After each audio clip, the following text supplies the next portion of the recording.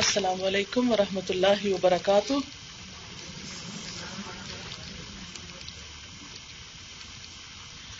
نحمده ونصلي على رسوله الكريم، اما بعد فاعوذ باللہ من الشیطان الرجیم، بسم اللہ الرحمن الرحیم۔ رب اشرح لي صدری ويسر لي امری واحلل عقدۃ من لسانی یفقهوا قولی۔ والعادیات ضبحا فالموریات قدحا فالمغیرات صبحا فأثرن به نقعا فبسطن به جمعا ان الانسان لربه لکنود وانه على ذلك لشهید وانه لحب الخير لشدید افلا يعلم اذا بعثر ما في القبور وحصل ما في الصدور ان ربهم بهم يومئذ لخبیر۔ صدق اللہ العظیم۔ شروع کرتی ہوں اللہ کے نام سے جو بے انتہا مہربان نہایت رحم فرمانے والا ہے۔ قسم ہے ان گھوڑوں کی جو پھنکارے مارتے ہوئے دوڑتے ہیں، پھر اپنی ٹاپوں سے چنگاریاں جھاڑتے ہیں، پھر صبح سویرے چھاپا مارتے ہیں، پھر اس موقع پر گرد و غبار اڑاتے ہیں، پھر اسی حالت میں کسی مجمع کے اندر جا گھستے ہیں۔ حقیقت یہ ہے کہ انسان اپنے رب کا بڑا ناشکرا ہے اور وہ خود اس پر گواہ ہے، اور وہ مال و دولت کی محبت میں بری طرح مبتلا ہے۔ تو کیا وہ اس وقت کو نہیں جانتا جب قبروں میں جو کچھ دفن ہے اسے نکال لیا جائے گا، اور سینوں میں جو کچھ چھپا ہوا ہے اسے برآمد کر کے اس کی جانچ پڑتال کی جائے گی۔ یقیناً ان کا رب اس روز ان سے خوب باخبر ہوگا۔ اس وقت میں نے آپ کے سامنے سورۃ العادیات پڑھی ہے، جس کی کل 11 آیات ہیں۔ اللہ سبحانہ و تعالی گھوڑوں کی قسم کھا رہے ہیں۔ کن گھوڑوں کی؟ جو دوڑتے ہیں۔ پھر ان کی دوڑ کی مزید وضاحت کر رہے ہیں کہ وہ دوڑتے ہیں اور اتنا دوڑتے ہیں کہ ہانپنے لگتے ہیں، گویا ان کا سانس پھول جاتا ہے۔ دوڑتے دوڑتے پھنکارے مارنے لگتے ہیں، پھر اپنی ٹاپوں سے چنگاریاں جھاڑتے ہیں، یعنی اس تیز دوڑ کی وجہ سے ان کے پاؤں کے نیچے سے آگ نکلتی ہے۔ پھر اسی حالت میں دشمن پر صبح سویرے چھاپا مارتے ہیں، گویا رات بھر دوڑتے رہتے ہیں، اپنے کام میں مگن رہتے ہیں۔ پھر اس موقع پہ گرد و غبار اڑاتے ہیں، یعنی ان کی دوڑ اتنی تیز ہے کہ ان کے دوڑنے کی وجہ سے ہر طرف گرد و غبار پھیل جاتا ہے۔ پھر اسی حالت میں کسی مجمع کے اندر جا گھستے ہیں، اپنی جان کی پرواہ بھی نہیں کرتے۔ لیکن انسان گھوڑوں کے مقابلے میں انسان اپنے رب کا بڑا ناشکرا ہے۔ کیوں؟ اس لیے کہ وہ مال و دولت کی محبت میں مبتلا ہے۔ اس کے پاس وقت ہی نہیں کہ اپنے رب کا شکر ادا کر سکے، اپنے رب کی طرف توجہ کر سکے۔ لیکن اس انسان کو جو اپنے رب کو بھولا ہوا ہے، یہ یاد رکھنا چاہیے کہ وہ وقت دور نہیں جب یہ سارا کاروبار زندگی ختم ہو کر رہ جائے گا، اور پھر ایک دوسرا روز آئے گا، ایک دوسری دنیا ہوگی جب تمام انسانوں کو دوبارہ زندہ کیا جائے گا، اور نہ صرف یہ کہ انسانوں کو بلکہ ان کے سینے کے اندر کے خیالات تک کو سامنے لے آیا جائے گا، اور ان سارے خیالات تک کا حساب لیا جائے گا۔ یقیناً ان کا رب اس روز ان سے خوب باخبر ہوگا، گویا انسان کی ساری زندگی کے حالات خود انسان کے سامنے آ جائیں گے، اور اس کا رب انسان کے ایک ایک عمل کو اس کے سامنے پیش کر دے گا، جس سے انسان جھٹلا نہ سکے گا۔ یہ تھا اس سورت کا خلاصہ۔ آئیے تھوڑی تفصیل کے ساتھ دیکھتے ہیں کہ اس سورت میں اللہ تعالیٰ دراصل ہمیں کیا سکھانا چاہتے ہیں۔ عام طور پر جب یہ سورت پڑھی جاتی ہے تو یوں سمجھا جاتا ہے کہ شاید یہ گھوڑوں کی کچھ باتیں کی جا رہی ہیں، یا پرانے زمانے کی کوئی تاریخ بیان کی جا رہی ہے، جب جنگیں میدان میں ہوا کرتی تھیں اور گھوڑے دوڑا کرتے تھے اور دشمن پہ چھاپا مارا کرتے تھے، اور پھر چند ایک باتیں انسان کی حالت کے بارے میں۔ تو بات یہ ہے کہ قرآن پاک صرف 1400 سال پہلے کے لیے نازل نہیں ہوا، صرف اس دور کے میدان جنگ کا یہاں نقشہ نہیں کھینچا جا رہا، بلکہ دراصل یہاں گھوڑوں کی چند صفات کا ذکر کر کے انہیں انسان کے رویے سے کمپیئر کیا جا رہا ہے۔ گھوڑا کیا ہے؟ ایک جانور ہے جو ہر دور میں انسان کی ضرورت رہا ہے۔ گھوڑا جس طرح پرانے زمانے میں انسان کی ضرورت تھا، اسی طرح آج کے دور میں بھی دنیا میں بہت سے علاقے ایسے ہیں کہ جہاں گھوڑے بھاگتے ہوئے انسان کی خدمت میں مصروف عمل ہیں۔ قدیم زمانے میں انسان جنگ لڑنے کے لیے بھی گھوڑوں سے کام لیتا تھا، اسی لیے یہاں جن گھوڑوں کا خاص طور پر ذکر کیا گیا وہ جنگی گھوڑے ہیں۔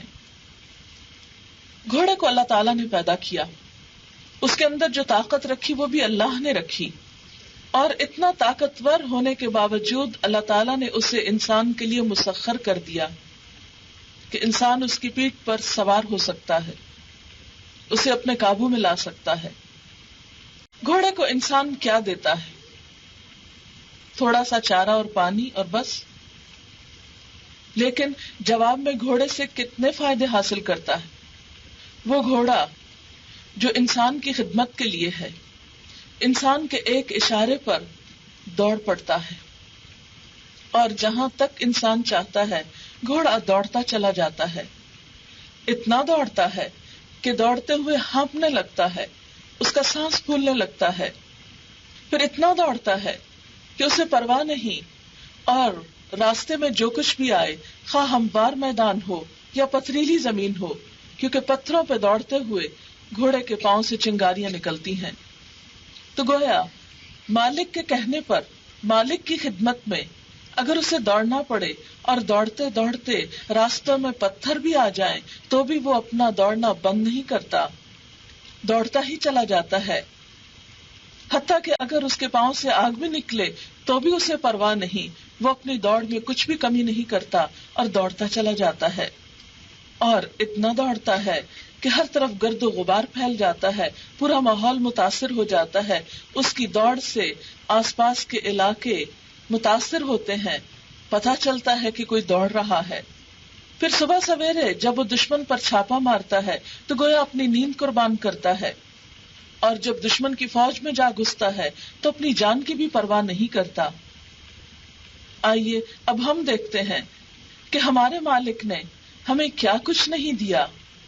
زندگی کی بے شمار نعمتیں ہیں ہمارے پاس۔ زندگی جیسی نعمت اللہ تعالیٰ چاہے تو کسی وقت بھی واپس لے سکتا ہے۔ یہ ہمارے ہاتھ، پاؤں، جسم کا ایک ایک عضو، یہ ہمارے خون کی سرکولیشن، یہ ہمارا سانس لینا، یہ ہمارا غذا کو ہضم کرنا اور اس کا ہمارے جسم کا حصہ بننا، ہمارے لیے طاقت کا ذریعہ بننا، ہمارا چلنا پھرنا، دیکھنے کی قوت، یہ سب کچھ کس نے دی ہمیں؟ اللہ رب العزت نے۔ پھر اس کے بعد کھانے کے لیے طرح طرح کی نعمتیں دی۔ دنیا میں ہماری خواہشات اور ہماری خوشیوں کے طرح طرح کے سامان پیدا کیے، اس دنیا کو کئی رنگوں میں بنایا، انسان کو عقل جیسی نعمت دی۔ ان ساری چیزوں کو پا کر اتنی نعمتیں کہ جن کو انسان گن نہیں سکتا، ان تعدوا نعمت اللہ لا تحصوها، اگر تم اللہ کی نعمتوں کو گننا چاہو تو گن نہ سکو۔ ان گنت نعمتیں، دن رات، صبح شام، ان سب کو پا کر ہماری اپنے رب کے راستے میں دوڑ کیسی ہے اور کتنی ہے۔ ہم اپنی طرف نظر دوڑائیں۔ ایک انسان اپنے گھوڑے کو صرف دانا اور پانی دیتا ہے، ایک محدود غذا دیتا ہے، لیکن اس کے مقابلے میں اس سے بے پناہ خدمت لیتا ہے، اور وہ اس کے لیے پوری طرح وفادار ہے کہ اپنی جان تک کی پرواہ نہیں کرتا۔ لیکن ہم اپنے رویے کو دیکھیں۔ اسی لیے تو اللہ تعالیٰ فرماتے ہیں ان الانسان لربہ لکنود، یقیناً انسان اپنے رب کا بڑا ناشکرا ہے، وہ سب کچھ لینے کے بعد اسی کو بھول جاتا ہے، اسی کو فراموش کر دیتا ہے۔ نیکی کے راستے میں، اللہ کی اطاعت کے راستے میں، اللہ تعالیٰ کے ذکر کے لیے، اس کے شکر کی ادائیگی کے لیے، اس کی اطاعت اور فرما برداری کے لیے، اس کے دین کے لیے ہم کتنا دوڑتے ہیں۔ آج ہم میں سے ہر ایک اپنے رویے پر غور کرے۔ دنیا کے کاموں کے لیے، دنیا کی خوشیاں پانے کے لیے ہمارے دل کیسے کیسے نہیں مچل جاتے، ہم کہاں تک نہیں پہنچتے، لیکن دین کے لیے ہماری دوڑ کتنی ہے۔ جب اللہ کی اطاعت کا وقت آتا ہے تو ہماری دوڑ کیسی ہوتی ہے۔ دن بھر اگر ہم اپنی زندگی پر نظر ڈالیں، صبح سے لے کر رات تک، تو ہم میں سے ہر شخص دوڑ رہا ہے، اور جو جو وقت گزر رہا ہے ہم میں سے اکثریت کی دوڑ تیز ہوتی چلی جا رہی ہے۔ وقت کے ساتھ ساتھ ہم سب کی دوڑ بڑھتی چلی جا رہی ہے۔ ہم سب اپنا بچپن یاد کریں تو شاید اس وقت ہم سب جانتے ہیں کہ زندگی کی دوڑ ایسی نہ تھی جو اب نظر آتی ہے۔ اس وقت اگر مرد زندگی کے ضروریات پوری کرنے کے لیے، اگر کاروبار کے لیے، کام کے لیے دوڑتے بھی تھے تو کم از کم عورتیں اس دوڑ میں اتنی شریک نہ تھیں۔ آج تو ماشاءاللہ خواتین بھی دنیا کمانے کی دوڑ بھی کچھ پیچھے نہیں ہیں، اور شاید مردوں سے بھی آگے بڑھ کر ہیں۔ لیکن ہم اپنے آپ سے پوچھیں کہ جب دین کی بات آتی ہے، جب اللہ کی رضا کی بات آتی ہے، جب اس کی خوشی حاصل کرنے کا وقت آتا ہے تو ہماری دوڑ کتنی رہ جاتی ہے۔ ہم دن بھر دنیا کے کام کرتے ہوئے کتنی بار اپنی سانس پھولاتے ہیں، دنیا کے کاموں میں کتنی دفعہ واقعی ہم ہانپنے لگتے ہیں کہ تیز تیز چلتے ہیں۔ صبح اٹھتے ہی جلدی جلدی ناشتہ بناتے ہیں، جلدی جلدی بچوں کو رخصت کرتے ہیں، جلدی جلدی بھاگتے دوڑتے گھر کے کام سمیٹتے ہیں، اور جلدی جلدی دوڑتے دوڑاتے گاڑیاں دوڑاتے ہم دنیا کے کاموں میں آفیسز میں پہنچتے ہیں، اپنی جابز پر پہنچتے ہیں، اور پھر دوڑتے دوڑتے گھر پہنچتے ہیں۔ پھر وہی دنیا کے کام، کھانا پینا، اور ان میں جب تھوڑا سا نمازوں کے لیے وقت آ جائے تو ہماری دوڑ کتنی ہوتی ہے، شاید وہ بھی ہم دوڑتے دوڑتے پڑ جاتے ہیں، جبکہ وہاں سکون اور اطمینان کی ضرورت ہوتی ہے۔ ہم سب اپنے رویوں پر غور کریں، دنیا کے لیے ہماری دوڑ کتنی اور آخرت کے لیے ہماری دوڑ کیسی۔ وہ دنیا جس کے بارے میں ہم سب جانتے ہیں کہ بہت تھوڑی ہے، جس کا زیادہ بھی بہت کم ہے، اور جس کا کم تو بہت ہی کم ہے، جس کی مدت بھی بہت تھوڑی ہے، جس میں ملنے والی ساری نعمتیں بھی محدود ہیں، اس کے لیے ہماری کوشش، ہماری دوڑ دن رات ہے۔ اسی دوڑ میں ہمارا بچپن گزرا۔ چھوٹے چھوٹے معصوم بچوں کو دیکھیں، کس طرح صبح سویرے ان کو اٹھا دیا جاتا ہے، کس طرح ان کو دوڑایا جاتا ہے اسکولوں کی طرف، کس طرح ان کو پھر ہوم ورک پہ اور کس طرح مختلف کورسز کرانے پہ ہم دن رات پریشان رہتے ہیں، کس طرح جوانی ان کی تعلیم حاصل کرتے اور دنیا کی فکر کرتے گزر جاتی ہے، اور کس طرح پھر بڑھاپا آتا ہے۔ یہ سب کچھ جتنا بھی زندگی کا وقت ہے کس دوڑ میں گزرتا ہے، کس کوشش میں گزرتا ہے۔ ہم سب جانتے ہیں کہ صرف دنیا مقصود ہوتی ہے، صرف چند دن کی زندگی کے لیے ہماری یہ ساری کوششیں ہوتی ہیں۔ لیکن بطور مسلمان ہم سب یہ جانتے بھی ہیں اور مانتے بھی ہیں کہ ہماری اصل زندگی آخرت کی زندگی ہے، جس میں ہمیں ہمیشہ ہمیشہ رہنا ہے، جہاں کسی سے یہ نہیں دیکھا جائے گا کہ اس کا نام کیا تھا، اس کا حسب نسب کیا تھا، اس کے پاس مال کتنا تھا، وہ کس خاندان سے تعلق رکھتا تھا، وہ کس ملک میں رہتا تھا، وہ کیا کرتا تھا، یہ نہیں دیکھا جائے گا۔ وہاں تو دیکھا یہ جائے گا کہ ایکم احسن عملا، کہ تم میں سب سے اچھے کام کر کے کون آیا، کس نے دنیا کی اس دوڑ میں اپنے رب کو بھی یاد رکھا، کس نے دنیا کے کمانے میں اپنے رب کی رضا کو بھی مد نظر رکھا، کس نے اس کی خوشی پانے کے لیے بھی اپنا وقت قربان کیا، کس نے اس کے راستے میں جانے کے لیے بھی کچھ دوڑ لگائی۔ ہم سارا ہفتہ دنیا کے کام کریں، اچھی طرح کریں، اچھی نیت کے ساتھ، ان طریقوں کے ساتھ جن پر اللہ تعالیٰ راضی ہے، اس کی نافرمانی کے کام نہ کریں، تو دنیا کی دوڑ بھی کچھ بری نہیں، ہاں اگر اس کے پیچھے نیت درست ہے۔ لیکن اس دنیا کی دوڑ میں دنیا کے کام کرتے ہوئے جب کبھی اللہ کی یاد کا وقت آ جائے، نماز کا وقت آ جائے، دین سیکھنے کا وقت آ جائے، دین سیکھنے کے لیے بلایا جائے، تو اس وقت بھی ہماری دوڑ اسی طرح ذوق اور شوق کے ساتھ ہونی چاہیے۔ پھر آپ دیکھیے کہ خاص طور پر گھوڑوں کی دوڑ کا ذکر کرتے ہوئے اللہ تعالیٰ ان کی سانس پھولنے کا ذکر کرتے ہیں، اور سانس کا پھولنا اس بات کی علامت ہے کہ وہ جسمانی طور پر بھی مشقت کر رہے ہیں۔ تو گویا نمبر 1 ہمیں دین کے راستے میں، اللہ کی رضا کے راستے میں جسمانی مشقت سے بھی گزرنا ہے، جسمانی طور پر بھی خود کو تھکانا ہے، ورنہ ہوتا کیا ہے، سب کام کھڑے ہو کر ہم کرتے ہیں، لیکن نماز کا وقت آتا ہے تو ہم بیٹھ جاتے ہیں. ہمارا پکانا کھڑے ہو کر، ہماری واشنگ کھڑے ہو کر، ہماری کلیننگ کھڑے ہو کر، سب کام کھڑے ہو کر، شاپنگ کھڑے ہو کر. لیکن جو ہی نماز کا وقت آتا ہے تو فرض نماز بھی بیٹھ کر. حالانکہ نماز کے لیے قیام فرض ہے. برتن دھونے کے لیے کھڑے ہونا فرض نہیں، وہ آپ بیٹھ کے بھی دھوئیں تو کچھ منع نہیں، کپڑے دھونے کے لیے بھی بیٹھ جائیں تو کچھ حرج نہیں، لیکن نماز کے لیے کھڑے ہونا شرط ہے. قوموا للہ قانتین. مگر ہمارے رویے کیا ہے؟ دنیا کے ہر کام ایفیشینٹلی، لیکن جب نماز کا وقت آئے تو ساری تھکاوٹ اس وقت آ جاتی ہے.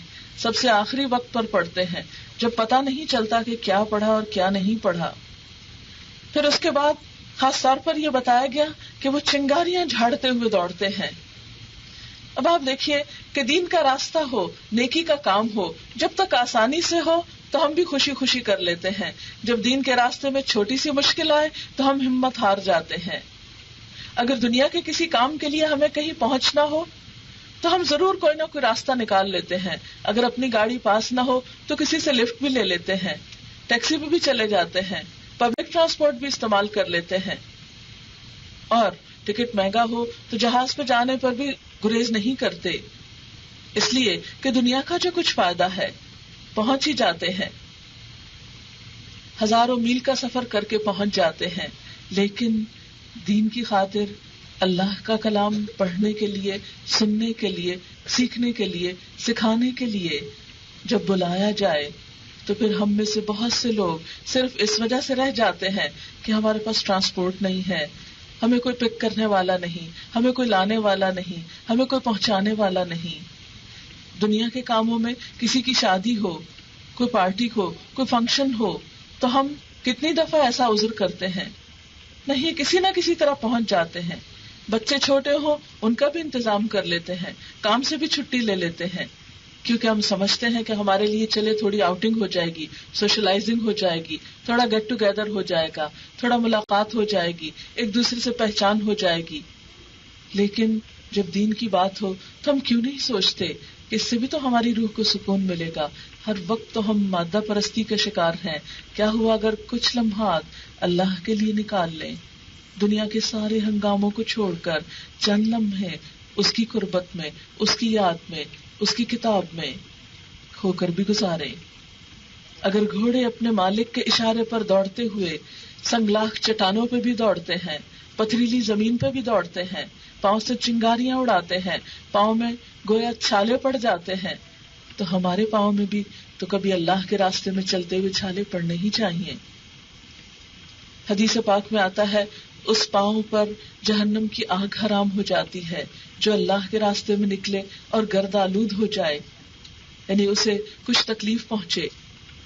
پھر فرمایا فالمغیرات صبحا، صبح صبح چھاپا مارنے والے ہیں. اب دیکھیے کہ رات کی نیند کتنی پیاری ہوتی ہے، لیکن گھوڑے اپنے مالک کی رضا کی خاطر رات کی نیند بھی قربان کرتے ہیں. عربوں میں دن بہت گرم ہوتے تھے، تاریخ بتاتی ہے، تو عموماً رات کا وقت ٹھنڈا ہوتا، لوگ سفر کے لیے رات کا وقت اختیار کرتے، اور جب کسی دشمن پر حملہ کرنا ہوتا تو رات کے آخری پہر میں، جبکہ بہت غفلت کا اور نیند کا وقت ہوتا، اس وقت اچانک چھاپا مارا جاتا تھا. تو اس سے یہ پتا چلتا ہے کہ دشمن پہ یلغار کرنے والا اس وقت اٹھ جاتا ہے جب عام طور پر لوگ غفلت میں پڑے ہوتے ہیں. ہمارے لیے بھی صبح کے وقت اٹھنا، اپنی نیند کو چھوڑنا اور اپنے دشمن یعنی شیطان پہ یلغار کرنا ایک مشکل مرحلہ ہوتا ہے. گھوڑا تو اپنے مالک کی خاطر اس وقت اٹھ جاتا ہے اور دوڑنے لگتا ہے، لیکن ہم اپنے رب کی رضا حاصل کرنے کے لیے کتنی خوشی سے اٹھتے ہیں، کتنے شوق سے اٹھتے ہیں. کیا اکثر ایسا ہی نہیں ہوتا کہ سوتے سوتے الارم پہ ہاتھ رکھ دیتے ہیں، اچھا ابھی اٹھتے ہیں، ایک دفعہ ادھر منہ موڑ لیا، پھر ادھر موڑ لیا، پھر ادھر موڑ لیا، اتنے میں سویر ہو گئی اور نماز کا وقت چلا گیا. کیا رب نے ہمیں اتنی میٹھی نیند اسی لیے دی تھی کہ صبح اٹھ کر اسی کا شکر ادا نہ کریں اور اس کی نافرمانی میں صبح کریں؟ ہم کیوں نہیں سوچتے کہ ہماری کتاب زندگی کا ایک ایک ورق روز پلٹا جاتا ہے؟ ہم کیوں نہیں سوچتے کہ اس ورق کے اوپر سب سے پہلی بات اللہ کی نافرمانی ہوتی ہے؟ آج کے دن کا ورق جب الٹا گیا تو پہلی چیز کیا لکھی گئی؟ فرشتوں نے جا کر کیا بتایا کہ جب ہم نے تیرے بندے کو چھوڑا اے رب تو وہ سو رہا تھا، تیری نافرمانی میں تھا۔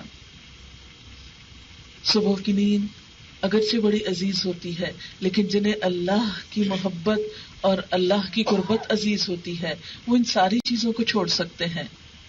وہ تو اس سے آگے فجر سے بھی پہلے اٹھ جاتے ہیں، اس لیے کہ جس سے محبت ہو اس کے لیے نیند قربان کرنا تو کچھ مشکل نہیں ہوتا۔ جب بھی کوئی عزیز دوست آ جائے، جب بھی کسی ایسے انسان سے ملاقات ہو جو بہت دیر بعد ملا ہو اور جس کی ملاقات بہت عزیز ہو، تو عام طور پر کیا ہوتا ہے کہ دن بھر کے کام کرنے کے باوجود بھی رات کو دیر تک جاگا جاتا ہے، خوشی خوشی نیند قربان کرتے ہیں۔ ہم میں سے ہر ایک اپنے بارے میں سوچے، کیونکہ ہماری اکثر یہ عادت ہے کہ دوسروں کے بارے میں خوب سوچتے ہیں، دوسروں کا جائزہ خوب لیتے ہیں، دوسروں پہ تنقید خوب کرتے ہیں، دوسروں پہ ترچھی نظر رکھتے ہیں، لیکن خود کو بھول جاتے ہیں۔ ہم میں سے ہر ایک اپنا جائزہ لے کہ ہم نے اپنے رب کی محبت میں کتنی نیندیں قربان کی۔ دنیا والوں کی محبت میں، پیسے کی محبت میں، اولاد کی محبت میں اور دیگر انسانوں کی محبت میں تو شاید بہت سی نیندیں قربان کی ہوں، اور شوق سے کی ہوں، خوشی سے کی ہوں۔ اپنے رب کی خاطر کتنی نیند قربان کی۔ فَأَثَرْنَ بِهِ نَقْعًا فَوَسَطْنَ بِهِ جَمْعًا۔ پھر گھوڑوں کی ایک اور صفت بیان کی گئی کہ وہ اس موقع پر گرد و غبار اڑاتے ہیں، یعنی دوڑتے ہوئے ان کے پاؤں کی رفتار سے اور ان ٹاپوں کی بھوچھاڑ سے اتنی گرد اڑتی ہے کہ ہر طرف گرد ہی گرد ہو جاتی ہے۔ تو اس سے کیا پتا چلتا ہے کہ گھوڑا جب اپنے مالک کی خاطر دوڑتا ہے تو اس بات کی پرواہ نہیں کرتا کہ آس پاس کیا ہو رہا ہے، اس کی دوڑ سے اس کا ماحول متاثر ہوتا ہے۔ اسی طرح بندہ مومن کی دوڑ سے ماحول متاثر ہوتا ہے، ارد گرد پتہ چلتا ہے کہ یہ اپنے رب کی خاطر دوڑ رہا ہے۔ ماحول میں ایک تبدیلی آتی ہے۔ جو لوگ اپنے رب کی خاطر، اپنے دین کی خاطر دوڑتے ہیں، ان کی دوڑ سے ان کے آس پاس کے ماحول میں ضرور تبدیلی آتی ہے۔ ایک ماں جو اللہ کی محبت میں دوڑتی ہے تو ہو نہیں سکتا کہ بچوں کو ایک چلتا پھرتا اللہ کی محبت کا نمونہ جب نظر آئے تو ان کے اندر ایک تبدیلی نہ آئے، ان کو محسوس نہ ہو یہ محبت۔ اس گھر میں ایک دوسری ہی خوشبو پھیل جاتی ہے، جیسے مٹی کے اڑنے سے ایک خاص قسم کی خوشبو پھیلتی ہے، اسی طرح اس شخص کے دوڑنے سے جو اللہ کی محبت میں دوڑ رہا ہو، نیکی کے کاموں میں دوڑ رہا ہو، بھلائی اور خیر میں دوڑ رہا ہو، خلق خدا کی مدد کے لیے دوڑ رہا ہو، اس کے دوڑنے سے بھی آس پاس متاثر ہوتا ہے، ماحول میں ایک تبدیلی آتی ہے۔ فَوَسَطْنَ بِهِ جَمْعًا، گھوڑے دوڑتے دوڑتے دشمن کے لشکر میں جا گھستے ہیں۔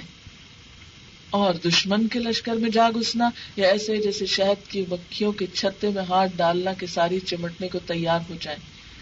ہم میں سے کبھی کوئی ایسے چھتے کے پاس سے بھی گزرے تو ایک دم الرٹ ہو جاتے ہیں کہ کہیں کوئی مکھی آ کے مجھے نہ کاٹ لے، چھپتے چھپاتے اپنے آپ کو بچتے بچاتے نکل جاتے ہیں۔ لیکن گھوڑے کو دیکھیے، وہ مالک کے اشارے پر، اس کے حکم پر دوڑتے دوڑتے دشمن کے لشکر میں جا گھستا ہے، اور اس بات کے لیے خوف نہیں کھاتا کہ اسے ابھی کوئی تیر آ کر لگے گا اور ہو سکتا ہے کہ اس کی جان جائے، کیونکہ پہلے زمانے میں جب گھوڑوں پہ جنگیں ہوتی تھی تو انسانوں کے ساتھ ساتھ گھوڑے بھی قربان ہو جایا کرتے تھے۔ تو انسان کو بتایا ہی جا رہا ہے کہ ایک جانور تو تمہارے لیے قربان ہو سکتا ہے، اپنی جان کی پرواہ نہیں کرتا۔ اے انسان بتا، کیا تیرے اندر بھی وہ دل ہے کہ تو اپنی جان اپنے رب کے لیے قربان کر سکے؟ کیونکہ آخری مرحلہ تو پھر جان قربان کرنے کا ہوتا ہے۔ وہ دوڑ جو سانس پھولنے سے شروع ہوتی ہے، وہ دوڑ بالآخر ختم ہوتی ہے اپنی جان دینے پر۔ اور جان دے کر بھی بندہ مومن کبھی بھی تکبر کا شکار نہیں ہوتا۔ وہ تو یہی سمجھتا ہے جان دی ہوئی اسی کی تھی۔ حق تو یہ ہے کہ حق ادا نہ ہوا، کہ انسان اپنے رب کی خاطر جان بھی قربان کرتے تو بھی کوئی حق ادا نہیں ہوتا، اس لیے کہ یہ جان بھی تو اسی نے دی، اگر اس کو واپس لوٹا دی تو کیا احسان کیا۔ ان باتوں کو کر کے 5 قسمیں کھا کر اللہ تعالیٰ فرماتے ہیں ان الانسان لربہ لکنود، بے شک انسان اپنے رب کا بڑا ناشکرا ہے، سب کچھ لینے کے بعد اسی کو بھول جاتا ہے۔ حالانکہ انسانوں کے لیے قرآن پاک میں بار بار یہ فرمایا گیا فاستبقوا الخیرات، خیرات یعنی بھلائیوں میں، نیکیوں میں سبقت کرو، آگے بڑھو، جلدی کرو، ایک دوسرے کے مقابلے پہ دوڑو۔ سارعوا الی مغفرۃ من ربکم وجنۃ ارضھا کارض السماوات والارض، جلدی کرو اور دوڑو اپنے رب کی مغفرت کی طرف اور جنت کی طرف جس کا عرض زمین و آسمان کے برابر ہے۔ دنیا کی چھوٹی سی چیزوں پہ راضی ہو گئے ہو، ایک حقیر سی زندگی پر، اس جنت کی طرف دیکھو، اس کی طرف چلو۔ ایک اور جگہ اللہ تعالیٰ جنت کی صفات بیان کرنے کے بعد فرماتے ہیں وَفِي ذَلِكَ فَلْيَتَنَافَسِ الْمُتَنَافِسُونَ، ایک دوسرے کا مقابلہ کرنے والوں کو اس چیز میں مقابلہ کرنا چاہیے، ایک دوسرے سے آگے نکلنے والوں کو اس جنت کی طرف آگے نکلنا چاہیے جو ہمیشہ ہمیشہ کی قیام گاہ ہے، جہاں سے انسان کو کبھی نکالا نہ جائے گا، جہاں نہ کوئی تھکاوٹ ہوگی، نہ پریشانی ہوگی، نہ بیماری ہوگی، نہ بڑھاپا ہوگا، نہ کوئی غم ہوگا، نہ کوئی دکھ ہوگا۔ دنیا میں انسان ایک مشکل سے نکلتا ہے تو ایک دوسری میں مبتلا ہو جاتا ہے، اس سے نکلتا ہے تو ایک تیسری میں مبتلا ہو جاتا ہے، اور یوں زندگی ہار بیٹھتا ہے۔ اصل سکون کی جگہ اور اصل خوشی کی جگہ تو وہ آخرت ہے، لیکن وہ شخص جو اپنے رب کا ناشکرا ہو اس جنت کا مستحق کیسے ہو سکتا ہے؟ یہاں اللہ تعالیٰ کس انسان کو ناشکرا کہہ رہے ہیں؟ جو اس کے لیے نہ دوڑ سکے، جو اس کے لیے کوئی تکلیف نہ اٹھا سکے، جو اس کے لیے مشکلات برداشت نہ کر سکے، جو اس کے لیے جان نہ دے سکے۔ ایسا انسان اپنے رب کا ناشکرا ہے۔ وَإِنَّهُ عَلَى ذَلِكَ لَشَهِيدٌ، اور وہ اس پر یقیناً گواہ بھی ہے، وہ اس بات کو پوری طرح سمجھتا ہے کہ واقعی وہ ایسا کر رہا ہے، اس پر کسی اور انسان کو گواہ بنانے کی ضرورت نہیں، ہر انسان خود اپنے آپ پر گواہ ہے، ہر انسان اپنا جائزہ خود لے سکتا ہے، اپنے حالات کو خود دیکھ سکتا ہے۔ تو آئیے تھوڑی دیر کے لیے اپنے فرائض کا جائزہ لیتے ہیں کہ ہم میں سے ہر شخص اپنے فرائض کو کس دل سے ادا کر رہا ہے۔ یاد رکھیے کہ وقت تو گزر ہی جاتا ہے، مثلا نماز کا وقت آتا ہے، نماز پڑھ بھی لیتے ہیں، اگر بددلی سے بھی پڑھتے ہیں، ہائے ہائے کر کے بھی پڑھتے ہیں، بوجھ سمجھ کر بھی پڑھتے ہیں، تو وقت تو گزر جاتا ہے۔ اگر رب کی محبت کے ساتھ پڑھتے ہیں، اگر اس کے ذکر کے لیے، اس کی یاد کے لیے، اس کے شکر کے لیے پڑھتے ہیں، تو وہی نماز رب کی پسندیدہ ہے۔ اسی طرح رمضان آتا ہے تو ہم ڈرنے لگتے ہیں، ہاں اتنے گھنٹے بھوکا رہنا پڑے گا، لیکن آپ نے دیکھا ہوگا کہ وقت گزر جاتا ہے، رمضان آتا ہے اور چلا جاتا ہے۔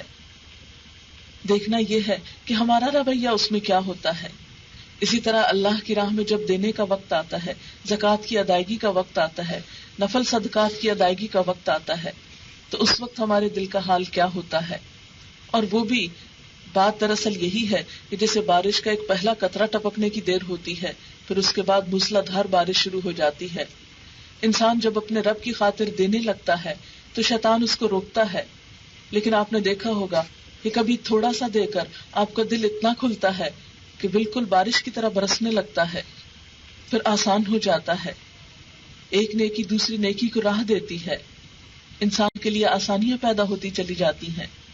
لیکن ہم اپنے آپ کا جائزہ لیں کہ جس رب نے ہمیں دیا، ہم اس کے بندوں پر، اس کے دین کے راستے پر کتنا خرچ کرنے والے ہیں، کس دل اور کس شوق کے ساتھ، کس خوشی کے ساتھ۔ ان الانسان لربہ لکنود، انسان اپنے رب کا بڑا ناشکرا ہے۔ پھر اسی طرح آپ دیکھیں کہ ورلڈ ٹور کرنے میں ہمیں کوئی زحمت نہیں ہوتی، لیکن اللہ کے گھر میں جانے کے لیے کتنی خوشی سے جاتے ہیں۔ بہت سے لوگ حج کا فریضہ بہت سی وجوہات کی بنا پہ ٹالتے رہتے ہیں، کبھی کوئی عذر پیش کرتے ہیں، کبھی کوئی عذر پیش کرتے ہیں، حالانکہ اسی سارے اوقات کے درمیان، انہی ساری مصروفیات میں دنیا کے ملکوں میں جانے سے نہیں چوکتے، لیکن اللہ کے گھر جانے میں بہت مشکل ہوتی ہے۔ کیا اسی کے لیے ہمارے پاس وقت نہیں جس نے یہ زندگی دی؟ اسی کے لیے مال نہیں جس نے یہ سب مال دیا؟ اسی کے لیے جسمانی قوت نہیں جس نے یہ قوت ہمیں عطا کی؟ تو جس رب نے یہ سب کچھ دیا، اس کی راہ پہ جاتے ہوئے ہمارا دل کیا کہتا ہے؟ ہم میں سے ہر ایک کو صرف یہ فکر نہیں کرنی کہ وہ چند فرائض پورے کر رہا ہے، یہ بھی دیکھنا ہے کہ کس دل سے کر رہا ہے، کتنے شوق سے کر رہا ہے، کتنی محبت سے کر رہا ہے۔ الحمدللہ ہم میں سے بہت سے لوگ قرآن پڑھتے ہیں، بہت سے لوگ نماز پڑھتے ہیں، حج روزہ بھی کرتے ہیں، زکوٰۃ بھی دیتے ہیں، لیکن ان سب چیزوں کو ہم بوجھ کیوں سمجھتے ہیں؟ اللہ تعالیٰ فرماتے وَإِنَّهُ عَلَىٰ ذَلِكَ لَشَهِيدٌ، انسان خود اس پر گواہ ہے، یقیناً وہ گواہ ہے، وہ جانتا ہے کہ ان کاموں کو کرتے وقت اس کا دل کیوں نہیں کھلتا، وہ شوق سے آگے کیوں نہیں بڑھتا، وہ بار بار پلٹ پلٹ کے سوچتا کیوں ہے، وہ بچا بچا کے رکھتا کیوں ہے۔ دنیا میں جب کسی کام کا شوق آتا ہے، دنیا کے کسی کام کا، تو ہم کسی سے نہیں پوچھتے، ہم کسی سے مشورہ نہیں کرتے، بلکہ چھپ چھپ کے کر لیتے ہیں کہ اگر کسی سے مشورہ کیا تو ہو سکتا ہے روک ہی دے۔ کہیں جانا ہو تو شوہر سے بازو کا جھجک کے نہیں پوچھتے کہ ایسا نہ ہو کہ نہ ہی کر دیں تو پھر نہ جا سکیں گے، اس لیے بہتر آ کے بتا دیں گے وہ وہاں گئے تھے ہم۔ لیکن جب دین کا کام آتا ہے، دین کی بات آتی ہے، رب کی اطاعت کی بات آتی ہے، کبھی ایک سے کنسلٹ کرتے ہیں، کبھی دوسرے سے سوال پوچھتے ہیں، کبھی تیسرے سے۔ ہم میں سے بہت سے لوگ بہت سی باتیں جانتے ہوئے بھی عمل نہیں کرتے۔ کیوں نہیں کرتے؟ کیوں بار بار وہی بات سوال کرتے چلے جاتے ہیں؟ اس لیے کہ دل نہیں مانتا نا۔ جس چیز کو دل مان جائے وہ تو بس پھر پتہ چلنے کی دیر ہوتی ہے۔ کہیں سیل لگی ہو، صرف پتہ چلنے کی دیر ہے، کسی سے مشورہ کرنے کی ضرورت نہیں، فوراً پہنچ جائیں گے۔ کسی انسان سے ملاقات کا شوق ہو، کسی سے مشورے کی ضرورت نہیں، جیسے تیسے پہنچ جائیں گے۔ چائے کا شوق ہو تو کسی سے نہیں پوچھیں گے، فوراً بنا لیں گے۔ ٹیلی فون پہ گپ شپ کا شوق ہو تو انتظار کریں گے، وقت ڈھونڈیں گے کہ کس وقت سب کام ختم ہو تو پھر بیٹھ کے گپ شپ لگائیں دوستوں سے۔ تو بات یہ ہے کہ جب مال کی محبت میں، انسانوں کی محبت میں ہم دوڑ پڑتے ہیں، اللہ تعالیٰ یہی تو شکوہ کر رہے ہیں، میرے لیے کیوں نہیں دوڑتے ہو، میرا کام کیوں نہیں شوق سے کرتے ہو، میری طرف محبت سے کیوں نہیں آتے ہو، سب کچھ تو میں نے تمہیں دیا اور میری ہی طرف آنے سے کتراتے ہو۔ پھر آپ دیکھیں کہ دنیا کی خاطر ہمیں کچھ کام کرتے وقت بسا اوقات کچھ بھی شرم نہیں آتی۔ بعض اوقات اگر ہمارے پاس مال نہیں، پیسہ چاہیے تو ہم چھوٹے سے چھوٹا کام کرنے کو تیار ہو جائیں گے۔ ہم کبھی نہیں سوچیں گے کہ نہیں یہ کام تو میری حیثیت سے کم ہے، ہم کہتے ہیں چلو شکر ہے ملا تو صحیح، کم ہے یا زیادہ کچھ تو مال ہاتھ آئے گا۔ لیکن دین کا کام کرتے وقت، دین کی طرف بڑھتے وقت ہم بسا اوقات لوگوں سے ڈرنے لگتے ہیں، ہم شرمانے لگتے ہیں، لوگ کیا کہیں گے، سر ڈھانک لیا، کیا لوگ چھڑائیں گے قیامت کے دن، لوگ کیا کہیں گے، اب مسجد جانے لگی، لوگ کہیں گے اب درس سننے لگی، لوگ کہیں گے لو اب یہ بھی ملانی ہو گئی۔ لوگوں کے ڈر سے ہم اللہ کا راستہ چھوڑ دیتے ہیں۔ ان الانسان لربہ لکنود، اپنے رب ہی کے ناشکرے ہیں۔ دنیا کا کوئی کام کرتے ہوئے ہمیں جھجک نہیں آتی، جس چیز کو دل چاہتا ہے وہاں شرم نہیں آتی، لیکن اللہ کی بات کے لیے کیوں جھجک آتی ہے، کیوں شرم آتی ہے، کیوں لوگوں کا ڈر ہے؟ ہم لوگوں کے غلام کیوں ہو گئے اللہ کی اطاعت میں؟ ہمیں تو ہونا چاہیے تھا اللہ کا غلام اللہ کی اطاعت میں، لیکن ہم نے تو اللہ کی اطاعت چھوڑ کر لوگوں کی اطاعت اپنے گلے ڈال لی، لوگوں کا ڈر اپنے گلے ڈال لیا، لوگوں کی محبت اپنے گلے ڈال لی۔ حالانکہ قیامت کے دن وہ اللہ کے ہاں کچھ بھی کام نہ آئیں گے۔ کیوں؟ اس لیے کہ جب قبروں میں ڈالے جائیں گے کون ساتھ جائے گا؟ کسی ایک کا نام تو لیں جو ساتھ چلے گا۔ شوہر، بیوی، بچے، کوئی بھی نہیں، ساتھ کوئی نہیں جاتا۔ بڑی بڑی محبتوں کے دعوے کرنے والے، سب کی محبتیں دنیا تک رہ جاتی ہیں، آگے کوئی بھی نہیں جاتا۔ اور پھر افلا یعلم اذا بعثر ما فی القبور، انسان کو بھول گیا وہ وقت کہ انسان نے اپنے رب ہی کی طرف واپس جانا ہے۔ یہ دوڑتے دوڑتے ایک دن ٹھوکر کھائے گا دنیا میں اور پہنچ جائے گا ایک دوسری دنیا میں، ایسا گرے گا کہ اٹھ نہ سکے گا، پھر زمین کے اوپر نہیں زمین کے اندر پہنچ جائے گا، پھر اس کا سارا رنگ روپ، اس کی ساری شکل و صورت، دنیا کا سارا جاہ و جلال سب کچھ مٹی ہو جائے گا، وہ بھول بھلا دیا جائے گا، کوئی اس کو جانتا نہ ہوگا، کوئی اس کا نام لینے والا نہ ہوگا۔ اس کی قبر کے پاس سے کئی گزریں گے، کسی کو نہیں یاد ہوگا کہ یہاں کون ہے، کیا اس کی حیثیت، کیا اس کا مرتبہ، کیا اس کا مقام، کسی کو کچھ یاد نہیں ہوگا۔ اور پھر ایک دن آئے گا کہ یہ مٹی میں ملا ہوا انسان پھر دوبارہ اٹھا دیا جائے گا، افلا یعلم، کیا انسان جانتا نہیں، کیا انسان بھول چکا، اذا بعثر ما فی القبور، کہ جو کچھ قبروں میں دفن ہے وہ سب نکال لیا جائے گا. یہ بعثر کا لفظ بھی بہت عجیب ہے. یہ لفظ عربی میں استعمال ہوتا ہے کہ کسی چیز کو زمین کے اندر کریدنے، کھودنے اور الٹ پلٹ کے کسی چیز کو نکالنے کے، کہ انسان جتنی بھی تہوں کے اندر چلا جائے.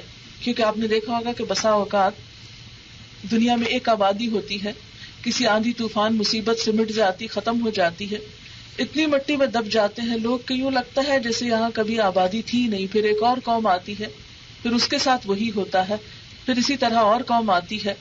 ابھی چند مہینے پہلے نیشنل جیوگرافک میں کچھ تصویریں آئی تھی اسقلان کے بارے میں، کہ اس کی جب کھدائی کی گئی تو ایک نہیں کئی تہذیبیں مٹی کے نیچے دبی ہوئی نظر آئیں، ایک کے اوپر ایک تہ. تو بعثر ما فی القبور کا یہی مطلب ہے کہ ایک تہ ہٹا کے وہاں جو کچھ ہے وہ نکال لیا جائے گا، پھر اگلی تہ ہٹا دی جائے گی، پھر اس کے اندر جو کچھ ہے، پھر اس کے اندر جو کچھ ہے، یا انسان کی ہڈیاں اور جسم جہاں جہاں مٹی میں گیا وہ سب کچھ وہاں سے نکال لیا جائے گا. کیونکہ خواہ انسان کو ایک جگہ بھی دفن کیا جائے، بسا اوقات ایسے واقعات ہوتے ہیں کہ انسان کی ہڈیاں کہیں سے کہیں پہنچ جاتی ہیں. سوچ کر بھی اور دیکھ کر وحشت آتی ہے، اور انسان اگر اپنے آپ کو وہاں رکھ کے سوچے، کون بچا سکتا ہے اپنے آپ کو بہنے سے یا کھونے سے یا گم ہونے سے. لیکن اللہ تعالیٰ کے لیے کچھ مشکل نہیں، واپس لا کے سب کو جوڑ کر کھڑا کر دے. ہزاروں میل پر بھی انسان کے ٹکڑے بکھر جائیں تو اللہ تعالیٰ کے لیے کچھ مشکل نہیں کہ ایک کن کہہ کے سب کو جمع کر لے.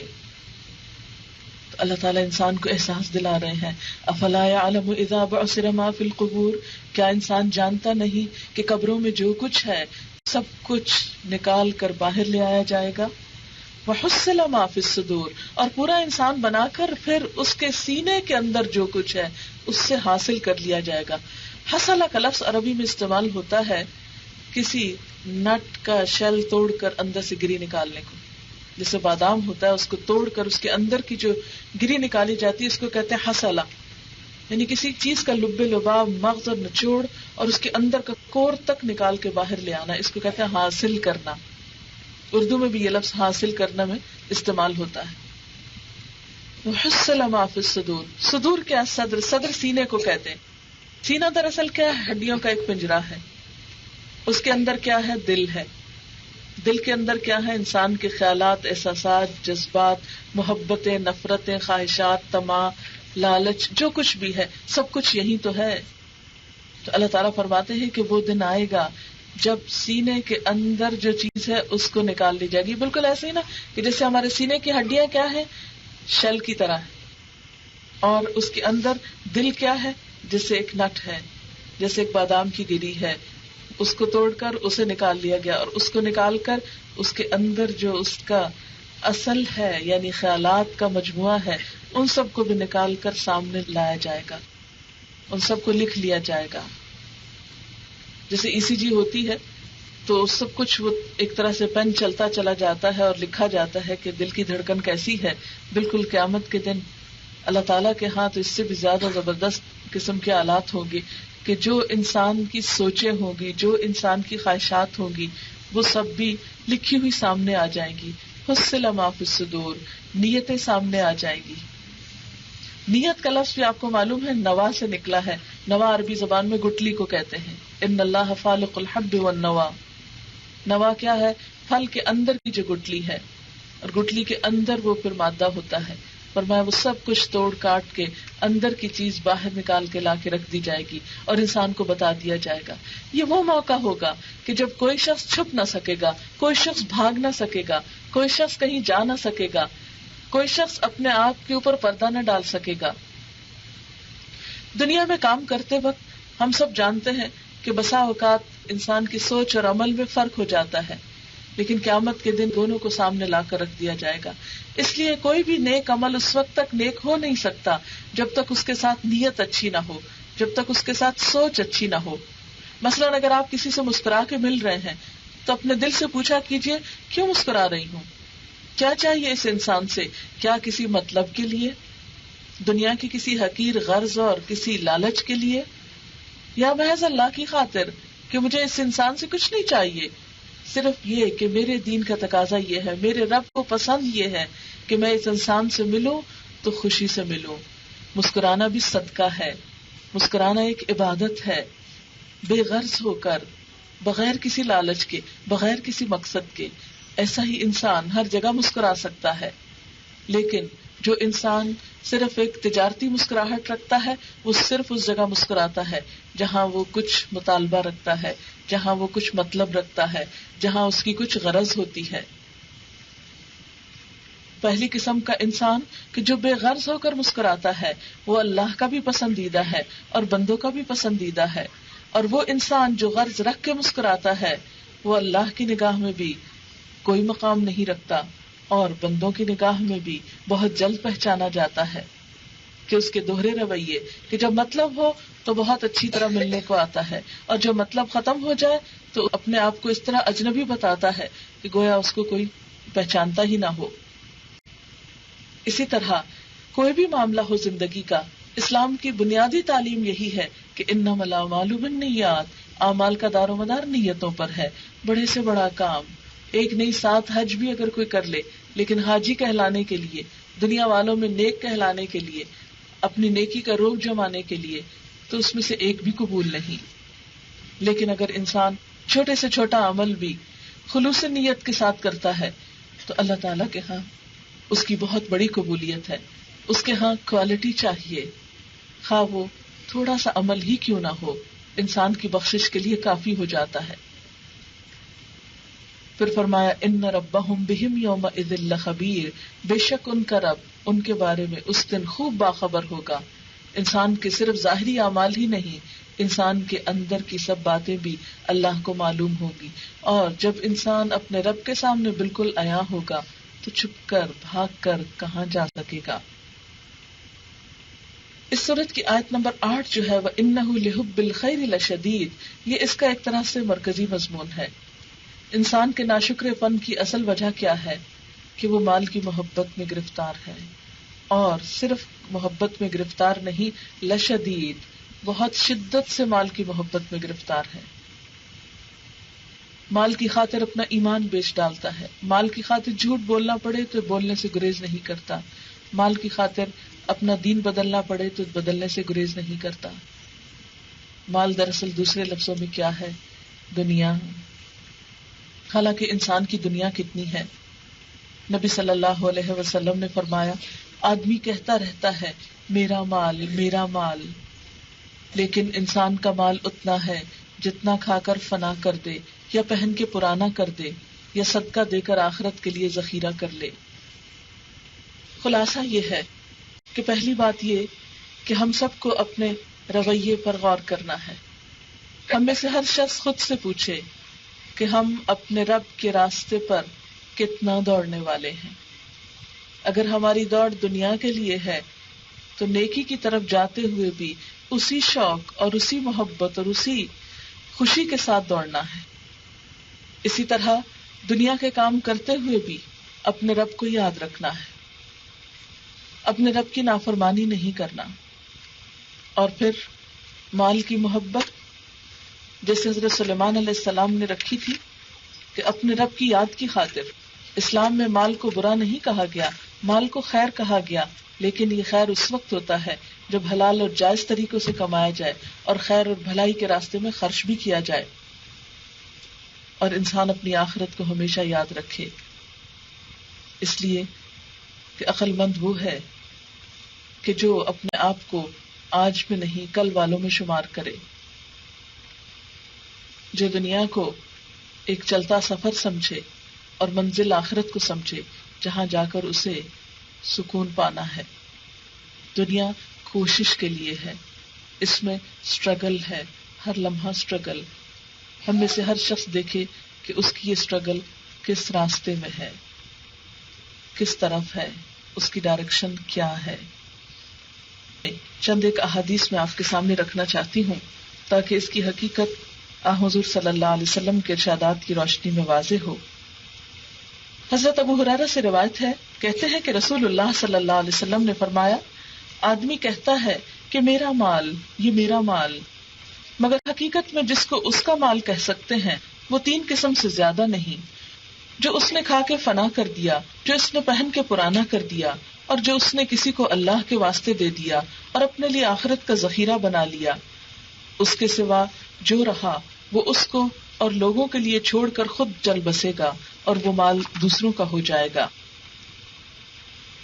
حضرت کعب بن مالک سے روایت ہے، کہتے ہیں کہ رسول اللہ صلی اللہ علیہ وسلم نے فرمایا، 2 بھوکے بھیڑیے بکریوں کے ریوڑ میں گھس جائیں تو وہ اس ریوڑ کو اتنا نقصان نہیں پہنچاتے جتنا آدمی کے دین کو مال کی دھن اور مرتبے کی ہوس نقصان پہنچاتی ہے۔ کہ جب انسان کے دل میں مال کی دھن سما جاتی ہے اور اسٹیٹس کانشیس ہو جاتا ہے انسان بہت، تو اس کا دین کو اتنا زیادہ نقصان پہنچتا ہے جتنا 2 بھیڑیے بھیڑوں کے گلے میں گھس کر بھیڑوں کو نقصان نہیں پہنچاتے۔ نبی صلی اللہ علیہ وسلم نے فرمایا، جب کسی آدمی کے مال میں برکت نہیں دی جاتی تو وہ اسے پانی اور مٹی میں ملا دیتا ہے۔ یعنی جس مال کے اندر برکت نہیں ہوتی وہ مال پانی اور مٹی میں مل جاتا ہے، اس کی نظر ہو جاتا ہے۔ ریسنٹلی جب سیلاب آیا ہے پاکستان میں، کیونکہ پنڈی میں آیا ہے اور میں بھی پچھلے دنوں اسلام آباد میں تھی،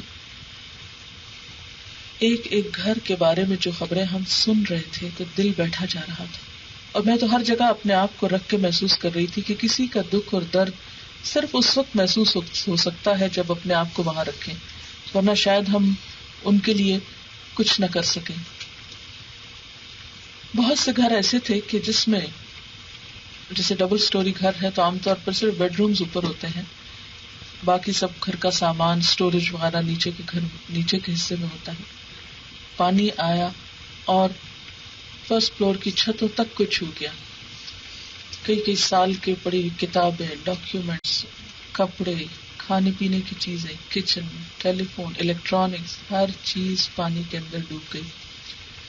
اور پنڈی میں آپ سب نے سنا ہوگا کہ ایک نالا ہے، نالا لئی، وہ نالا جو ہے اس کا بہاؤ جہاں جہاں گیا اس کے ساتھ مڈ اور مٹی اور کیچڑ، جب وہ گھروں کے اندر گھس گیا پانی، تو اس کے بعد جب پانی آہستہ آہستہ واپس اترا تو بہت سی مٹی اور کیچڑ اور دلدل گھروں میں رہ گیا، جیسے صوفہ سیٹس، بیڈس اس طرح پانی اور مٹی کے اندر ڈوب گئے کہ پہچانا نہیں جاتا تھا کہ یہ کوئی مٹی کا تودا پڑا ہوا ہے یا کوئی بیڈ رکھا ہوا ہے یا کوئی صوفہ سیٹ رکھا ہوا، کیونکہ اتنے ہیوی ہو چکے تھے فرنیچر، کپڑے اور دیگر چیزیں کہ جن کے اندر پانی گھس گیا۔ پھر بجلی چلی گئی، گیس نہیں مل رہی، ٹیلی فون کا ڈسکنیکٹ ہو گئے، لوگ کئی دن تک چھتوں کے اوپر ٹنگے رہے، وہاں سے کھانا ان کو سپلائی کیا جا رہا تھا۔ بعض لوگ جس اکا دکا جیسے کسی کے گھر میں کچن اوپر ہے تو وہ کھانا پکا پکا کر سب کو بھیج رہے ہیں۔ بعض بھینسیں تیرتی ہوئی 2nd فلور پہ آ کے لٹک گئی درختوں کے اندر۔ ایک جگہ پر ایک بستی تھی جہاں دودھ کے گوالے تھے، تقریباً 1000 بھینسیں جو تھی وہ پانی میں ڈوب گئی۔ اتنی بری طرح تباہی ہوئی ہے، شاید اس سے بھی بڑے بڑے سیلاب آتے ہوں، لیکن چونکہ وہ بہت قریب سے دیکھا ہے تو اس لیے دل دہل کے رہ گیا۔ اور اس وقت یہ حدیث یاد آتی ہے کہ جب مال میں برکت نہیں ہوتی تو مٹی اور پانی میں ملا دیا جاتا ہے۔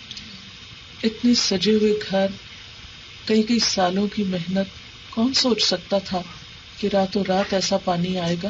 یوں لگ رہا تھا کہ جیسے کوئی آبشار بہ رہی ہو، یعنی چند گھنٹوں کی بارش نے اتنا تیز پانی، ایک ریلا آ رہا ہے، دوسرا آ رہا ہے، تیسرا آ رہا ہے، اور کوئی سوچ نہیں سکتا تھا کہ یہ واقعی ان کے گھروں تک بھی چڑھ آئے گا، اور بعض اوقات تو ایک منزل سے اوپر بھی گیا ہے پانی۔ تو بات یہ ہے کہ یہ نہیں کہ نعوذ باللہ وہ لوگ کو بہت گناہ گار تھے تو اس وجہ سے ان کے ساتھ یہ ہوا۔ اللہ تعالیٰ دونوں کو آزماتا ہے، جس پہ مصیبت آتی ہے اس کی بھی آزمائش ہوتی ہے اور جن پہ نہیں آتی ان کی بھی ہوتی ہے، کہ اب یہ رویہ کیا کرتے ہیں۔ جب مصیبت آتی ہے تو اس انسان جس پر مصیبت آئی ہے اس کا رویہ کیا ہے۔ اللہ تعالیٰ کا یہ تو قرآن پاک میں وعدہ ہے کہ ہر ایک کو آزمائے گا، چاہے کوئی نیک ہے یا بد ہے، سب کو آزمائے گا۔ اس لیے یہ نہیں کہ جن کے گھر میں سیلاب آ گئے وہ سب بہت برے لوگ تھے تو اس لیے ان کی آزمائش ہے۔ قرآن پاک میں آتا ہے وَلَنَبْلُوَنَّكُمْ بِشَيْءٍ مِّنَ الْخَوْفِ وَالْجُوعِ وَنَقْصٍ مِّنَ الْأَمْوَالِ وَالْأَنفُسِ وَالثَّمَرَاتِ، ہم ضرور آزمائیں گے تم کو، بِشَيْءٍ مِّنَ الْخَوْفِ، خوف سے، وَالْجُوعِ بھوک سے، وَنَقْصٍ مِّنَ الْأَمْوَالِ مالوں کی کمی سے، وَالْأَنفُسِ جانوں کی کمی سے، وَالثَّمَرَاتِ اور پھلوں کی کمی سے۔ ایسے میں کرنا کیا چاہیے؟ وبشر الصابرین، خوشخبری دے دو صبر کرنے والوں کو. الذین اذا اصابتهم مصیبۃ، جب ان کو کوئی مصیبت آتی ہے، قالوا انا للہ و انا الیہ راجعون، کہتے ہیں کہ ہم اللہ کے لیے ہیں اور اسی کی طرف واپس جانے والے ہیں.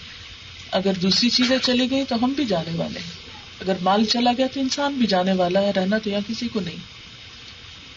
اور جن کو اللہ نے بچا لیا ان کے لیے اب کیا آزمائش ہے؟ نمبر 1 یہ کہ وہ شکر گزار کتنے ہوتے ہیں کہ اللہ نے ان کو اس مصیبت سے بچا لیا، اور نمبر 2 یہ کہ وہ ان کی مدد کتنی کرتے ہیں جو اس مصیبت میں مبتلا ہو گئے. اور بسا اوقات اس بات سے دکھ ہوتا ہے کہ انسانوں کے اندر، ہمارے معاشرے میں اتنی بے حسی آ چکی ہے کہ دوسرے کی تکلیف اور دکھ کا احساس تک نہیں ہوتا. اور اس میں آپ دیکھیے کہ بہت سے ڈاکٹرز جن کے کلینکس نیچے بیسمنٹس میں تھے، ان کی کروڑوں کی مشینری برباد ہو گئی، ان کی کلینکس، دوائیاں ڈوب گئی، ہر چیز یعنی اس بری طرح تباہی ہوئی ہے. پانی جب آپ کو سوچیں کہ زلزلہ آتا ہے تو بھی چلے چھت وت گر گئے، کچھ چیزیں تو شاید بچی جاتی ہیں ڈھیروں کے نیچے سے پھر نکل آتی، لیکن جب پانی کسی جگہ پر آ جاتا ہے کوئی چیز نہیں چھپتی. اسی لیے حضرت نوح علیہ السلام کی قوم پر جب پانی کا عذاب آیا تھا تو حکم ہوا تھا ہر قسم کے جانور سوار کر لو، اور ہر قسم کے پودوں وغیرہ کی جو پنیری تھی وہ بھی، کیونکہ پوری زمین کو اس طرح ڈبو دیا گیا کہ کچھ بچا نہیں، اور دوبارہ زندگی پھر اسی سے پھوٹی کہ جو کچھ کشتی پہ سوار رہ گیا تھا. کیونکہ پانی کا عذاب سب سے سخت عذاب ہے کہ جس میں کوئی چیز بچتی نہیں، چھپتی نہیں. تو بہرحال نبی صلی اللہ علیہ وسلم نے فرمایا جب کسی آدمی کے مال میں برکت نہیں دی جاتی تو وہ اسے پانی اور مٹی میں ملا دیتا ہے. نبی صلی اللہ علیہ وسلم نے فرمایا ہر امت کے لیے ایک آزمائش ہوتی ہے اور میری امت کی آزمائش مال ہے. حضرت ابو ہریرہ سے روایت ہے کہ رسول اللہ صلی اللہ علیہ وسلم نے فرمایا جس نے دنیا حلال طریقے سے کمائی اور غرض یہ رکھی کہ بھیک مانگنے سے بچے اور اپنے گھر والوں کے گزارے کا بندوبست کرے اور پڑوسی کی خبر گیری کرے تو وہ قیامت کے دن اللہ تعالیٰ سے ایسی حالت میں ملے گا کہ اس کا چہرہ 14ویں کے چاند کی طرح چمک رہا ہوگا. یعنی مال کمانا برا نہیں، دنیا کے لیے کوشش کرنا برا نہیں، لیکن اس کے لیے غرض کیا ہے؟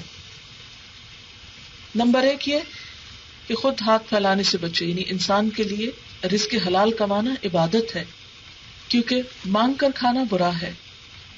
اگر کوئی شخص بھیک مانگنے سے بچنے کے لیے کماتا ہے، اپنے گھر والوں کی ضروریات کے لیے کماتا ہے اور مال سے اپنے پڑوسی کی خبر گیری کرتا ہے، یعنی صرف خود غرضی کا شکار نہیں ہوتا، صرف اپنی ذات کے لیے نہیں کرتا، دوسروں کی بھی خبر گیری کرتا ہے، تو قیامت کے دن ایسا مال کمانے والا اتنی خوبصورت حال میں اٹھے گا کہ جیسے 14ویں کا چاند چمک رہا ہو.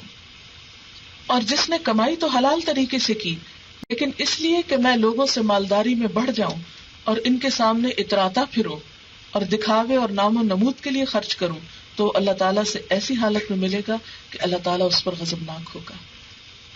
کہ مال کمانے کی غرض کیا ہے؟ ایک تو انسانیت کے فائدے اور بھلائی کے لیے، اور دوسری طرف اترانے کے لیے، مال میں سبقت لے جانے کے لیے، دکھاوے کے لیے، نام و نمود کے لیے. تو ایسی صورت میں یہی مال انسان کے لیے وبال جان ہوگا. آج جب ہم اپنے معاشرے میں دیکھتے ہیں تب دیکھیے کہ سب بھاگ رہے ہیں، دوڑ رہے ہیں، کوشش کر رہے ہیں، لیکن کہیں ایسا تو نہیں کہ ہم مال جمع کرتے ہیں شادیوں میں بڑے بڑے جہیز دینے کے لیے، بڑی بڑی دعوت کرنے کے لیے، دکھاوے کے لیے. اس وقت کہیں نہ کہیں سے مال بچا بچا کے رکھا ہوا بھی نکل آتا ہے، لیکن جب کسی خیر اور بھلائی کے کام کا وقت آتا ہے تو اس وقت ہم بالکل کنگال نظر آتے ہیں. آج بھی ہمارے ہاں آپ دیکھیے کہ دنیا کی تعلیم کے لیے کہاں کہاں تک ہم اپنے بچوں کو پڑھنے کے لیے نہیں روانہ کرتے، اور کتنی کتنی یونیورسٹی کی فیس دینے کے لیے ہم گھبراتے نہیں. لیکن جو ہی دین پڑھنے پڑھانے کا معاملہ آتا ہے تو ہم سب یہ سوچتے ہیں کہ یہ سب کام جو ہے وہ فری ہونا چاہیے اور اس کے لیے کسی قسم کی کوئی مشقت اور کوئی تکلیف ہمیں برداشت نہ کرنی پڑے. یہی وجہ ہے کہ آج ہمارے ہاں دین صرف وہ لوگ پڑھتے ہیں کہ جن کے پاس دنیا پڑھنے کے لیے پیسے نہیں یا جو دنیا میں کوئی کام نہیں کر سکتے. یہی وجہ ہے کہ دین کے معاملے میں اور آخرت کے معاملے میں ہم پیچھے سے پیچھے رہتے چلے جا رہے ہیں. تو میری اللہ تعالیٰ سے دعا ہے کہ ہمیں اپنے دین کی بہترین سمجھ دے اور ہمیں اپنی محبت اور اپنے راستے اور اپنی خوشی کی خاطر اپنی راہ میں دوڑنے والا بنائے. اور مال کی محبت اگر ہے تو اسے بھی اپنی خاطر خاص کر لے، جیسے حضرت سلیمان علیہ السلام نے کہا تھا انی احببت حب الخیر عن ذکر ربی، کہ میں نے مال کی محبت اپنے رب کی یاد کی وجہ سے اختیار کی ہے. وآخر دعوانا ان الحمد للہ رب العالمین. اب میں چاہتی ہوں کہ آپ کے اسی ٹاپک پر اگر مزید کوشچن آئے، اگر کوئی بات سمجھ میں نہیں آئی یا کہیں پر کنفیوژن ہوا ہے تو اس کے لیے میں تیار ہوں. سوال ہے کہ جب ہم رزق حلال کی تلاش میں گھوڑے کی طرح ہانپ رہے ہیں، اس دوڑ دھوپ میں دینی فرائض ادا کرتے ہیں، شکر گزاری اور ناشکر پن کی حد توازن براہ کرم تفصیل بتا دیجیے. اس میں آپ دیکھیے کہ تفصیل میں نے پہلے ہی بتا دی کہ اللہ تعالیٰ نے دنیا کے لیے دوڑنے کو منع نہیں کیا. دنیا کے لیے دوڑنا جو ہے اس کی اجازت ہے، لیکن ایک طریقے کے ساتھ کہ جب آپ دنیا کے لیے بھی کوشش کریں تو اس میں نمبر 1 اللہ کا حق نہ بھولیں، نمبر 2 بندوں کا حق نہ بھولیں. اگر کچھ شخص دنیا کے لیے دوڑتا ہے اور خود غرضی کا شکار ہوتا ہے، سب فائدہ صرف اپنی ذات تک رکھتا ہے، تو ایسا کرنا درست نہیں ہے اور اس میں اپنے فرائض کو بھول جاتا ہے. مثلا نماز کا وقت آیا تو اس کو بھول گیا، روزہ ہے تو وہ نہیں رکھ سکتے، حج ہے تو اس کا وقت نہیں، زکوٰۃ ہے تو اس کے لیے فرصت نہیں کیونکہ ایک کے بعد ایک گھر خرید رہے ہیں، یا مسلسل قرضے میں مبتلا ہیں صرف دنیاوی وجوہات کی بنا پر. تو ایسی دوڑ جو ہے وہ ناپسندیدہ ہے. جہاں تک دنیا کے لیے کوشش کرنا ہے تو رزق حلال کے لیے دوڑنا بھی ایک عبادت ہے، اور دوسری طرف بندوں کے حقوق بھی پامال نہ ہوں. مثلا آپ کئی سال تک صرف اس لیے دنیا کماتے رہے اور ماں باپ کو دیکھنے کی فرصت نہ ہو، یا ان سے ملاقات کی، نہ ان کے پاس جانے کی، نہ ان کو بلانے کی، تو انسانی حقوق جو ہے وہ پامال نہیں ہونے چاہیے. یا انسان بیوی کا حق بھول جائے، کیونکہ بسا اوقات میں نے عورتوں کو اس بات پہ بھی روتے ہوئے دیکھا ہے کہ شوہر سب کچھ دیتے ہیں، ایک وقت نہیں دیتے، محبت نہیں دیتے، پیار نہیں دیتے، بات کرنے کا ان کے پاس وقت نہیں، کیونکہ وہ ہر وقت بہت مصروف ہیں صرف دنیا کے لیے. تب آپ دیکھیں کہ جیسے نبی صلی اللہ علیہ وسلم نے فرمایا کہ ان لزوجک علیک حق و ان لزورک علیک حق، ضرور دنیا کماؤ لیکن اپنی بیوی کا حق نہ بھولو، اپنے مہمان کا حق نہ بھولو. یعنی اس ساری دوڑ میں انسانوں کے حقوق بھی متاثر نہیں ہونے چاہیے. سبحانک اللہم و بحمدک نشہد ان لا الہ الا انت نستغفرک و نتوب الیک.